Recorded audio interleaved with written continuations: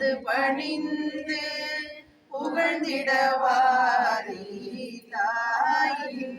மணிக்கொடி பாரி ஓங்கி வளர்ந்ததோ கம்பம்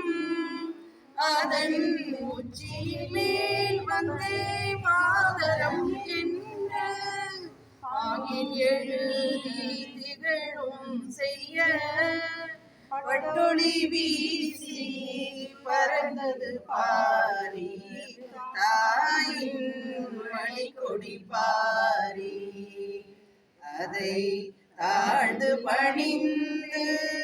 புகழ்ந்திடவாரி தாயின் மணிக்கொடி பாரி கம்பத்தின் கீழ் நின்ற காணி எங்கும் காணரும் வீர பெருந்திரள் கூட்டம் நம்பற்குரிய அவ்வீர